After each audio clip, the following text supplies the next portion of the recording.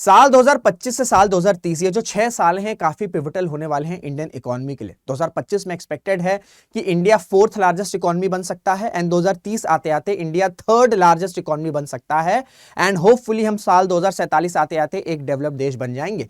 लेकिन इन टारगेट्स को अचीव करने के लिए कुछ कंडीशंस भी है। पहली कंडीशन ये है कि इन 6 सालों में भारत का जो ग्रोथ रेट है वो कम से कम डबल डिजिट 10% से तो ज्यादा होना चाहिए, प्लस इंफ्रास्ट्रक्चर में इन्वेस्टमेंट भी अराउंड $2.2 ट्रिलियन का होना चाहिए, तब जाकर हम इन टारगेट्स को अचीव कर सकते हैं। तो अगर मैं आपसे कहूं कि 2025 में भारत को फोर्थ लार्जेस्ट इकोनॉमी बननी है तो उसके सामने कुछ चैलेंजेस है। अब उन चैलेंजेस को, उन हर्डल्स को क्रॉस किए बिना भारत वो टारगेट को अचीव नहीं कर सकता है। तो वो चैलेंजेस क्या क्या हैं, कैसे उन हर्डल्स को पार किया जाएगा, ये सारी चीजें आज हम डिकोड करेंगे इस एक वीडियो में बहुत ही आसान भाषा में।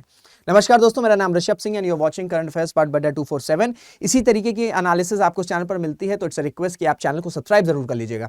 सो इन 2025 दी हर्डल्स टू इंडियाज ग्रोथ, और इसमें दो इंपॉर्टेंट फैक्टर हैं, एक है प्राइवेट सेक्टर का इन्वेस्टमेंट और दूसरा है एक्सपोर्ट। अगर भारत इन दो सेगमेंट्स में ग्रो करता है तो ऑटोमेटिकली जो ग्रोथ रेट है, जो टारगेट रखा गया है कि 10% से ऊपर भारत को ग्रोथ रेट अचीव करनी है, वो ग्रोथ रेट बहुत आसानी से हो सकती है। लेकिन इसके पीछे कुछ कंसर्न्स भी हैं, क्योंकि अगर प्राइवेट, अभी मैं आपको बताऊंगा कि जो चैलेंज है उसमें प्राइवेट इन्वेस्टमेंट भी एक इंपॉर्टेंट चैलेंज है, क्योंकि ड्रास्टिकली रिड्यूस हुआ है। तो 2025 मैंने आपको बताया कि काफी पिवटल होने वाला है। क्यों? क्योंकि कई सारी इंटरनेशनल ऑर्गेनाइजेशंस इंक्लूडिंग IMF उन्होंने एस्टिमेट किया है कि जो भारत है वो फोर्थ लार्जेस्ट इकोनॉमी बन सकता है और हमारी जो इकोनॉमी है वो 4 ट्रिलियन से ऊपर निकल जाएगी। एंड इकोनॉमी जो होती है वो काफी इंपॉर्टेंट होती है। जितनी ज्यादा इकोनॉमी की साइज होगी फिर उतने ज्यादा चांसेस रहेंगे कि उतने ज्यादा अपॉर्चुनिटी, रिसोर्सेज रहेंगे इन्वेस्टमेंट आने की, जॉब्स आने की, मैन्युफैक्चरिंग को स्ट्रॉन्ग करने की। तो इसी वजह से साइज काफी ज्यादा मैटर करता है। जैसे जैसे भारत ग्रो करेगा उतनी ही अपॉर्चुनिटी भी आती रहेगी। तो अब देखते हैं कि 2025 से पहले या 25 स्टार्ट होने वाला है तो उसमें क्या क्या चैलेंजेस हैं। सबसे बड़ा कंसर्न ये है कि जो ग्रोथ रेट है भारत का वो 10% से नीचे है। कोविड के बाद 2020 और 21 को अगर आप हटा दो तो हमारी जो ग्रोथ रेट रही थी उन दोनों को हटा दो, उसके बाद हमने बाउंस बैक किया 2022-2023 में। लेकिन अगर हम डेटास को देखें तो दोनों ही सालों में जो 10% का ग्रोथ रेट जो टारगेट रखा गया कि इसके ऊपर भारत को ग्रोथ रेट अचीव करना है, वो अचीव नहीं हो पाया। और जो 1 फरवरी 2025 को बजट प्रेजेंट होगा उसमें रिपोर्ट्स बता रही हैं कि ये साल भी 10% जो ग्रोथ रेट है वो अचीव नहीं हो पाएगा। तो 3 सक्सेसिव ईयर्स ऐसे हो जाएंगे जहां पर भारत की ग्रोथ रेट 10% से नीचे रहेगी। एंड सबसे पहली कंडीशन ही यही है कि यदि भारत को साल 2030 में जर्मनी की इकोनॉमी को ओवरटेक करके थर्ड लार्जेस्ट इकोनॉमी पे आना है तो कंडीशन ही यही है कि 2025 से लेके 30 तक भैया इंडिया को कम से कम 10% के ऊपर, ये मिनिमम है, ये बेयर मिनिमम है कि डबल डिजिट में तो आना ही आना है। ठीक है, तो अगर भारत अभी देखें ग्रोथ साइकिल में, हालांकि अगर हम और इकोनॉमीज की बात करें तो वहां उनके कंपेयर में भारत ने डेवलप्ड किया है, क्योंकि 2022 से ही अनसर्टेनिटी चल रही है। रशिया यूक्रेन वॉर चल रहा है, मिडिल ईस्ट में क्राइसिस चल रहा है, ताइवान चाइना का इशू चल रहा है, ठीक है, नॉर्थ कोरिया साउथ कोरिया का अपना इशू चल रहा है। तो इन सारी ग्लोबल अनसर्टेनिटीज को अगर हम देखें मद्देनजर तो भारत ने एक रेजिलियंट ग्रोथ अचीव किया है। लेकिन जो भारत का टारगेट है कि 2030 तक अगर थर्ड लार्जेस्ट इकोनॉमी आनी है, 2047 तक अगर डेवलप्ड नेशन बनना है, तो उसमें बेयर मिनिमम यह है कि ग्रोथ रेट 10% के ऊपर होना चाहिए। लेकिन फिलहाल ये 2 साल ऐसे रहे जहां पर जो ग्रोथ है वो 10% से नीचे रही है। एंड जो अभी प्रेजेंट होगा बजट, उसमें भी एस्टिमेट ये बताया जा रहा है कि शायद नेक्स्ट ईयर भी जो ग्रोथ रेट रहेगी वो 10% से नीचे ही रहने वाली है। तो 3 साल ऐसे हो सकते हैं। तो ये कंसर्निंग चीज है। तो सबसे इंपॉर्टेंट चैलेंज जो है जिसको काउंटर करना वो ये करना है कि एटलीस्ट भारत को 2025 में 10% के ऊपर ग्रोथ रेट पर जाना है। पहला चैलेंज ये हो गया और सबसे इंपॉर्टेंट चैलेंज है ये। दूसरा कंसर्न आता है, दूसरा चैलेंज ये आता है, अभी ये होगा कैसे मैं आपको बताऊंगा। ठीक है, अभी होगा कैसे मैं आपको बताऊंगा, अभी मैं आपको चैलेंज बता रहा हूं बस। ठीक है, अब दूसरा जो सबसे इंपॉर्टेंट चैलेंज है वो है भैया ट्रंप 2.0। अब ट्रंप 2.0 जो एडमिनिस्ट्रेशन है, डोनाल्ड ट्रंप का एडमिनिस्ट्रेशन 20 जनवरी 2025 से शुरू होने वाला है। ठीक है, अब इनकी इकोनॉमी कैसे चलेगी, इनकी फॉरेन पॉलिसी किस तरीके से डिजाइन रहेगी, इनका क्या फोकस रहेगा, कोई एक्सपेक्ट नहीं कर सकता है। क्योंकि ये जो बोलते हैं वो ये तो करते हैं और ये जो नहीं बोलते हैं वो डेफिनेटली करते हैं। ऐसा ये जो डायलॉग है एकदम सूट करता है डोनाल्ड ट्रंप पे। अब देखिए इनकी जो अभी एडमिनिस्ट्रेशन से पहले जो इनके स्टेटमेंट आ रहे हैं, इनका ये कहना है कि चाइना पर जो है ट्रेड टैरिफ्स इंपोज किया जाएगा, कनाडा पर इंपोज किया जाएगा, मैक्सिको पर इंपोज किया जाएगा, ताकि यूएस की डिपेंडेंसी कम हो सके। प्लस अभी कुछ दिनों पहले ही डोनाल्ड ट्रंप ने यह भी बयान दिया कि भारत पर रेसिप्रोकल टैक्स भी इंपोज किया जाएगा। अब रेसिप्रोकल टैक्स का मतलब क्या होता है भैया? रेसिप्रोकल टैक्स का मतलब यह होता है कि ट्रंप का कहने का मतलब यह है कि जो यूएस मार्केट है, सपोज करो यूएस मार्केट है, यूएस मार्केट में जो इंडियन प्रोडक्ट्स आ रहे हैं, इस पर शायद एक रफ नंबर लेते हैं, उस पर सिर्फ 5% या कभी कभी 0% कोई भी टैरिफ इंपोज नहीं हो रहा है। ठीक है, कोई भी टैरिफ इंपोज नहीं हो रहा है, नील हो गया। एंड वहीं अगर इंडियन मार्केट को देखें, वहीं अगर हम इंडियन मार्केट को देखें और यहां पर जो यूएस के प्रोडक्ट्स आ रहे हैं, इन पे हाई टैरिफ लगते हैं अकॉर्डिंग टू डोनाल्ड ट्रंप, 15% से 20%। तो अभी ये जो डिफरेंस आ रहा है, इस डिफरेंस को लेवल करने के लिए, जैसे अगर 5% है तो वहां पर अगर 20% लग रहा है, तो इस डिफरेंस को लेवल करने के लिए जो टैक्स है उसे कहते हैं रेसिप्रोकल टैक्स। यानी कि अगर भारत यूएस के प्रोडक्ट्स पर हाई टैरिफ इंपोज करेगा, तो फिर यूएस भी इंडियन प्रोडक्ट्स पर जो टैरिफ्स है उसे उतना ही टैरिफ इंपोज करेगा, जिसे कहते हैं रेसिप्रोकल टैक्स। तो अगर ऐसा होगा, तो अभी इंडियन प्रोडक्ट पर अगर 5% की टैरिफ ड्यूटी लग रही, टैरिफ लग रहा है या नील लग रहा है, 0% लग रहा है, तो अभी एक दाम है इंडियन प्रोडक्ट का। लेकिन अगर रेसिप्रोकल टैक्सेस इंपोज कर दिए जाएंगे, तो यूएस के मार्केट में इंडियन प्रोडक्ट्स महंगे हो जाएंगे, कॉस्टली हो जाएंगे। और आप किसी भी देश में रह रहे हो, आप भारत में रह रहे हो, आप यूएस में रह रहे हो, फ्रांस में रह रहे हो, जर्मनी में रह रहे हो, इट डजंट मैटर। अगर किसी भी व्यक्ति को कोई चीज पहले के कंपेयर में महंगी लगती है, तो फिर डिमांड जो होती है वो कम होने लगती है। जैसे ही डिमांड कम होने लगेगी इंडियन प्रोडक्ट की यूएस के मार्केट में, तो फिर क्या होगा? उससे भारत के एक्सपोर्ट हैम्पर कर सकते हैं। क्यों? क्योंकि इंडिया और यूएस के जो ट्रेड रिलेशंस हैं उसमें भारत ज्यादा सरप्लस है, यानी कि भारत ज्यादा एक्सपोर्ट करता है यूएस को और वहां से कम इंपोर्ट करता है। तो यदि रेसिप्रोकल टैक्सेस लगे तो फिर ये कंडीशन जो है कि जो सरप्लस वाली कंडीशन है, ये जो है हैम्पर कर सकती है। तो ट्रंप की स्टाइल ऑफ एडमिनिस्ट्रेशन कैसे होने वाली, ये भी काफी चीजें डिसाइड करेंगी कि 2025 में किस तरीके से और इकोनॉमीज परफॉर्म करती हैं। प्लस ये भी कंसर्न है कि जब डोनाल्ड ट्रंप आएंगे तो ये इंटरेस्ट रेट, ठीक है, ये जो इंटरेस्ट रेट है इसे काफी ज्यादा बढ़ा सकते हैं। ठीक है, जो इंटरेस्ट रेट है इसको काफी बढ़ा सकते हैं। तो इससे क्या होगा? इससे इन्फ्लेशन का खतरा और ज्यादा मंडराने लगेगा। ऑलरेडी आप जान रहे हो कि गवर्नमेंट और आरबीआई में एक टसल चल रही है। क्या टसल चल रही है भैया? टसल ये चल रही है कि सरकार का ये कहना, भैया रेपो रेट कम करो। ठीक है, रेपो रेट कम करोगे तो क्या होगा? लोग जो है ज्यादा से ज्यादा लोन लेंगे। ठीक है, क्योंकि इंटरेस्ट कम रहेगा तो ज्यादा से ज्यादा लोग लोन लेंगे तो मार्केट में पैसा, मनी सप्लाई जो है वो बनी रहेगी। लेकिन आरबीआई का क्या स्टांस है? आरबीआई का स्टांस ये है कि अगर रेपो रेट को कम कर दिया जाएगा, तो जब मनी सप्लाई, मार्केट में मनी सप्लाई ज्यादा हो जाएगी, तो क्या हो जाएगा? इन्फ्लेशन के चांसेस और हो जाएंगे। इसी वजह से आप देखेंगे कि रेपो रेट को मेंटेन ही किया गया है, ना बहुत ज्यादा बढ़ाया जा रहा है ना घटाया जा रहा है। हालांकि सरकार का ये स्टांस है कि उसे घटाओ, लेकिन आरबीआई जो है वो ये कह रही है कि नहीं, अगर हम घटाएंगे तो इन्फ्लेशन के खतरे और बढ़ जाएंगे। तो यदि फेडरल रेट, जो फेडरल बैंक है यूएसए का, वहां पर अगर इंटरेस्ट रेट को हाई कर दिया जाता है, डॉलर और ज्यादा मजबूत हो जाता है, डॉलर के कंपेयर में रूपी और डाउनफॉल होने लगता है, तो फिर ये जो चैलेंज है आरबीआई के सामने कि रेपो रेट को किस तरीके से मैनेज किया जाए सो दैट मनी सप्लाई भी मेंटेन रहे एंड इन्फ्लेशन टारगेट भी विद इन रीच रहे, 4% प्लस माइनस 2% जो रेंज है वो भी मेंटेन रहे। तो ये चैलेंज और ज्यादा बढ़ सकता है, क्योंकि भैया यूएसए लार्जेस्ट इकोनॉमी, अगर वहां पर ये सारी चीजें चेंज होंगी तो उसका इंपैक्ट आपको इमर्जिंग इकोनॉमीज पर देखने को मिलेगा। तो सबसे बड़ा जो चैलेंज है, सबसे बड़ा तो नहीं है लेकिन एक और इंपॉर्टेंट चैलेंज वो ये है कि ट्रंप की एडमिनिस्ट्रेशन कैसे होने वाली है, किस तरीके से वो और कंट्रीज के साथ इंटरैक्ट करेंगे, कैसे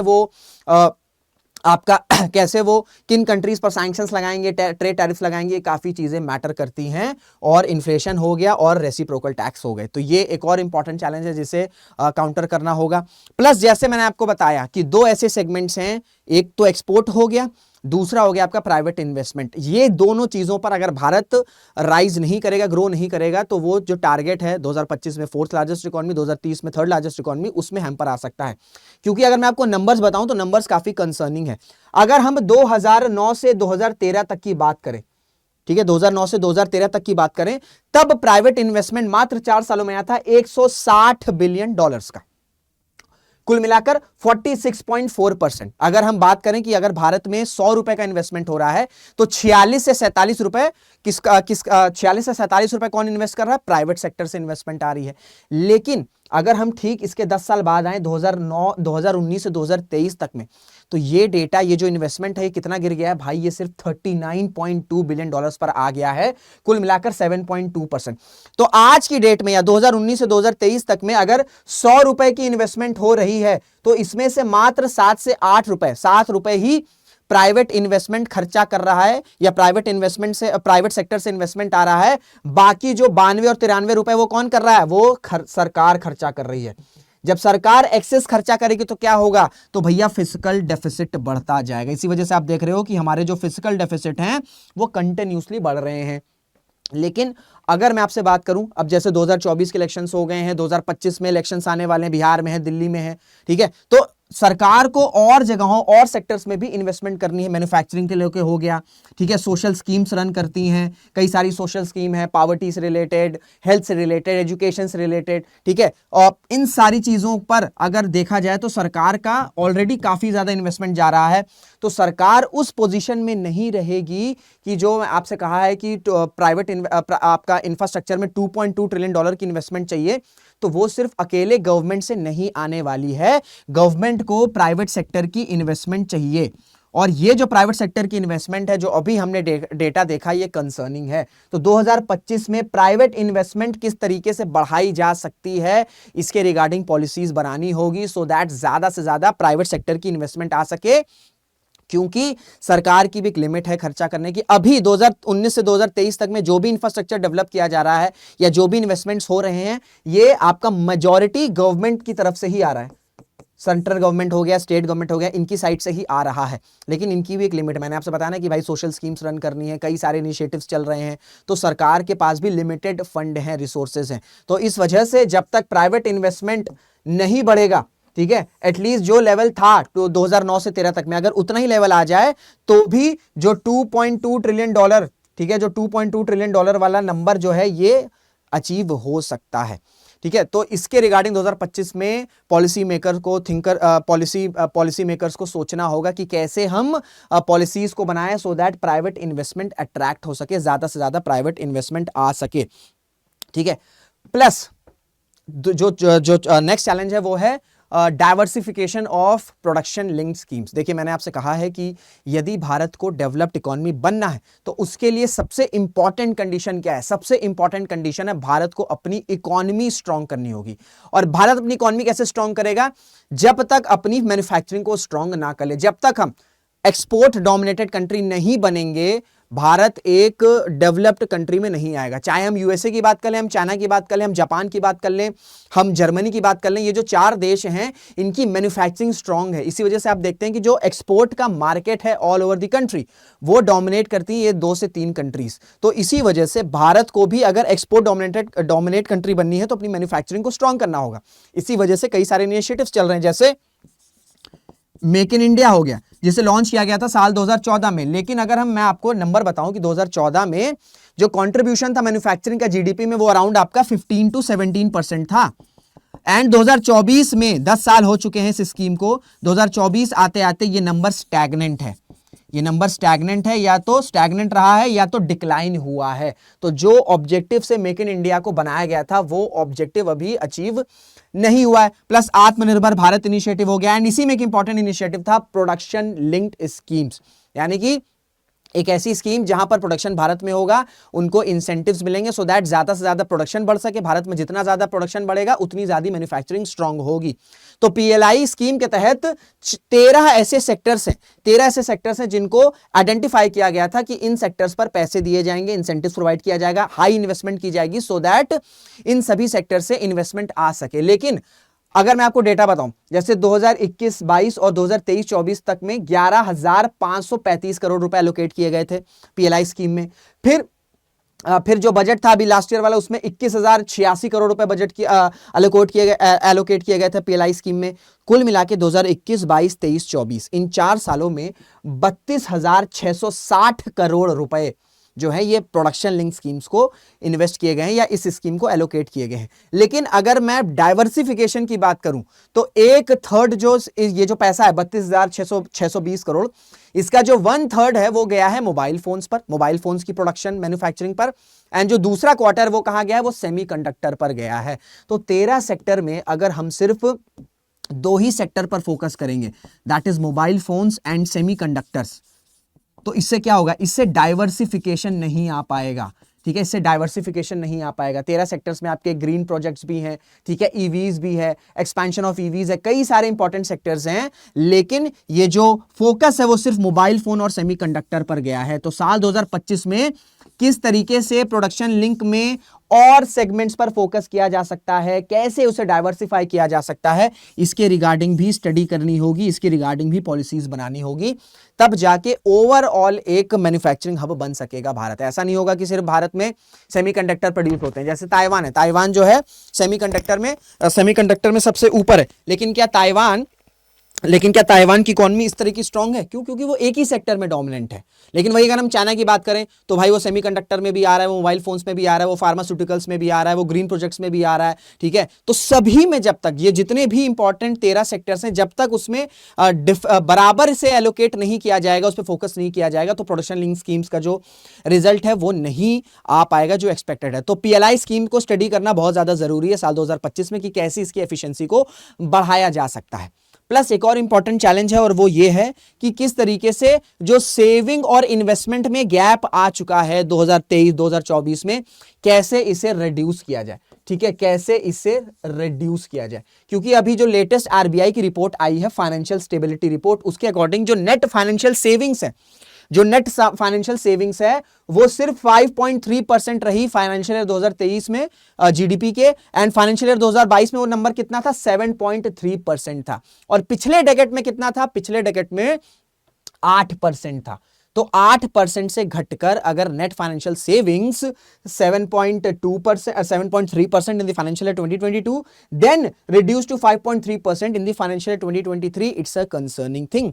क्योंकि अगर सेविंग्स लोगों के पास नहीं रहेगी, भाई आपके पास अगर सेविंग नहीं रहेगी, ठीक है, आपके पास अगर सेविंग नहीं रहेगी तो आप इन्वेस्ट नहीं करोगे। अगर इन्वेस्ट नहीं करेगा अगर हाउस होल्ड से इन्वेस्टमेंट्स नहीं आएंगे तो ये मार्केट में मनी सप्लाई की जो फ्लो है वो बनने रहने में प्रॉब्लम आ सकती है। तो इसको रिड्यूस करना बहुत ज्यादा जरूरी है। प्लस जो बोरोइंग है, जो एनुअल बोरोइंग है, वो 5.8% हो चुका है ऑफ जीडीपी, जो कि सेकंड हाईएस्ट लेवल रहा है, जो कि सेकंड हाईएस्ट रहा अब तक 1970 के कंपेयर में। तो 1970 के बाद ये सेकंड हाईएस्ट नंबर पर आया है एनुअल बोरोइंग, जो कि 5.8% ऑफ जीडीपी आ गई है। तो लोगों के पास पैसे नहीं है, सेविंग्स नहीं है तो लोग इन्वेस्ट नहीं कर पा रहे हैं। इवन जब सेविंग नहीं है, जब खुद के पास पैसे नहीं है, लेकिन कुछ बेसिक काम तो करने रहते हैं, उसकी वजह से लोग बोरोइंग की तरफ चले जा रहे हैं। तो जैसे ही लोगों के पास पैसे आ रहे हैं, क्योंकि भैया उन्होंने बोरो किया हुआ, उनके ऊपर लोन है, तो वो पैसे जमा नहीं कर पा रहे हैं, जैसे उनके पास पैसे आ रहे हैं वो लोन चुका रहे हैं, ठीक है, या जहां से भी बोरो किया उन्होंने उसको दे रहे हैं। तो ये साइकिल ही नहीं बन पा रही है सेविंग्स की और इन्वेस्टमेंट की। दैट्स वाई एक बहुत बड़ा गैप आ गया है कि जो लोग सेव करते थे एंड जो इन्वेस्ट करते थे। तो इस गैप को रिड्यूस करना बहुत ज्यादा जरूरी है। प्लस इसमें मैंने आपको बताया कि जो सेविंग का इंपॉर्टेंट पार्ट है वो कहां पर जा रहा है, वो भैया फाइनेंशियल मार्केट्स में जा रहा है।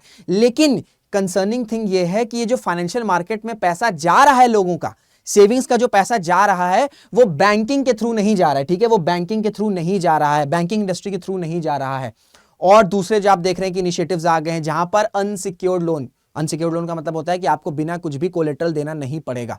तो ऐसे में लोन्स तो आसानी से मिल जाता है, लेकिन इन सब प्लेटफॉर्म्स ऑर्गेनाइजेशंस के जो इंटरेस्ट रेट रहते हैं वो बहुत ज्यादा हाई रहते हैं। तो किसी ने लोन लिया, उसके पास कोलेटरल नहीं है, लेकिन उसको लोन मिल गया, लेकिन अब उसका इंटरेस्ट रेट बहुत ज्यादा हाई है। तो जैसे उसके पास कुछ पैसा आ रहा है, भाई इंटरेस्ट रेट इतना हाई है कि सारा पैसा वो ईएमआई में ही चला जा रहा है। तो ना वो सेव कर पा रहा है, ना सेव कर पाएगा, तो ना वो इन्वेस्ट कर पाएगा। तो इस गैप को रिड्यूस करना बहुत ज्यादा जरूरी है साल 2025 में। तब जाकर हाउस होल्ड इन्वेस्टमेंट आएगी एंड मनी साइकिल, जो मनी सप्लाई है वो कंटिन्यूसली बनी रहेगी। प्लस क्रेडिट ग्रोथ, अगर हम क्रेडिट ग्रोथ की बात करें तो इसमें भी गिरावट देखी गई है एंड इसको भी साल 2025 में ऊपर उठाना होगा। क्योंकि अगर हम जैसे हाउस होल्ड्स की बात करें तो हाउस होल्ड्स क्या करते हैं, जैसे घर बनाना है, कार लेनी है, तो लोग लोन्स की तरफ जाते हैं, लोन लेते हैं। लेकिन साल 2021 से ये देखा गया है कि जो बोरोइंग है, जो लोन्स है, स्पेशली आपका होम घर बनाने के लिए, ये स्टैग्नेंट आ गया, ये स्टैग्नेंट आ गया। तो अब लोग जो हैं अगर वो लोन नहीं ले रहे हैं बैंक से, तो बैंक के पास पैसे नहीं आ रहे हैं, ठीक है, बैंक के पास पैसे नहीं आ रहे हैं। जब बैंक के पास पैसे नहीं आएंगे तो फिर वो मार्केट में फ्लो नहीं बना रहेगा, तो ओवरऑल पूरा का पूरा मार्केट ही डिसरप्ट हो सकता है या उस पर नेगेटिव इंपैक्ट आ सकता है, ठीक है। प्लस जैसे मैंने आपसे बताया कि बहुत से जो हाउस होल्ड हैं वो पर्सनल लोन में फंसे हुए हैं, वो क्रेडिट कार्ड सेगमेंट्स में फंसे हुए हैं, ठीक है, कि इसमें इन सब में क्या होता है कि आपको अनसिक्योर्ड लोन मिल जाता है। जैसे आप बैंक गए हैं, अब बैंक में आप जाओगे तो आपको 50 कंडीशंस बतानी पड़ेगी, इतना मोटा पेपर आपको लेके जाना पड़ेगा, कोलेटरल दिखाना पड़ेगा, तब जाके आपको लोन मिलता है। अब ये सारी चीजें बाईपास कर देते हैं और लोग जो है अनसिक्योर्ड लोन की तरफ चले जाते हैं और उनको तुरंत वो लोन मिल भी जाता है, इजीली मिल जाता है। लेकिन इसकी लॉन्ग टर्म नेगेटिव इंपैक्ट ये है कि भैया जो इंटरेस्ट रेट है वो बहुत ज्यादा रहता है। जब इंटरेस्ट रेट बहुत ज्यादा रहेगा तो जो लोगों के पास पैसे आ रहे हैं उससे वो ईएमआई ही भरते रहते हैं। इसी वजह से आरबीआई ने वार्न भी किया है बैंकों को कि किस तरीके से जो रिस्क है वो बढ़ता चला जा रहा है कंज्यूमर क्रेडिट में, क्रेडिट कार्ड रिसीवेबल्स में और नॉन बैंकिंग फाइनेंस कंपनीज में। तो आरबीआई ने बैंकों को वार्न किया है कि इन सब सेक्टर से जो लोन्स आ रहे हैं फाइनेंशियल मार्केट से जो लोन्स आ रहे हैं वो लोगों की सेविंग्स को हैम्पर कर रहे हैं, और लोगों की सेविंग्स नहीं आ रही तो क्रेडिट ग्रोथ पर भी डायरेक्टली इंपैक्ट पड़ रहा है।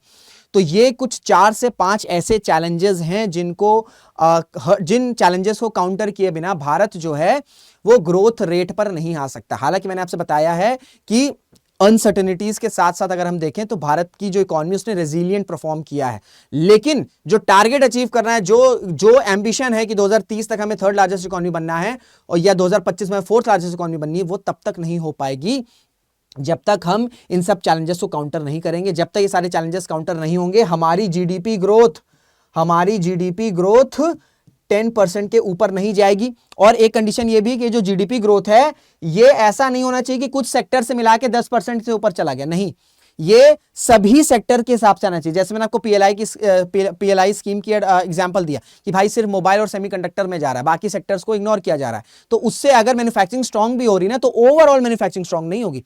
तो भारत को जीडीपी ग्रोथ 10% के ऊपर लेके आना है, लेकिन ये जो ग्रोथ होनी चाहिए ना, ये ओवरऑल होनी चाहिए, ये इंक्लूसिव होनी चाहिए कि हर सेक्टर में ग्रोथ आ रहा है, हर सेक्टर कंट्रीब्यूट कर रहा है, चाहे वो मैन्युफैक्चरिंग का सेक्टर हो, चाहे वो एग्रीकल्चर का सेक्टर हो, चाहे वो सर्विसेज सेक्टर हो, ट्रेडिंग सेक्टर हो, ठीक है, आपका रिन्यूएबल सेक्टर हो, डेटा सेक्टर हो, हर सेक्टर में जब तक ग्रोथ नहीं आएगी और तब वो सब सेक्टर जब कंट्रीब्यूट करेंगे तब भारत जो है वो 10% के ऊपर ग्रोथ रेट अचीव कर सकता है। तो इन चैलेंजेस को काउंटर करना साल 2025 में बहुत ज्यादा जरूरी है in order to achieve double digit growth. तो ये थी पूरी चैलेंजेस। आई होप आपको सारी चीजें समझ में आ गई होंगी। कोई डाउट रहेगा तो अपने डाउट कॉमेंट बॉक्स में मुझसे पूछ सकते हैं।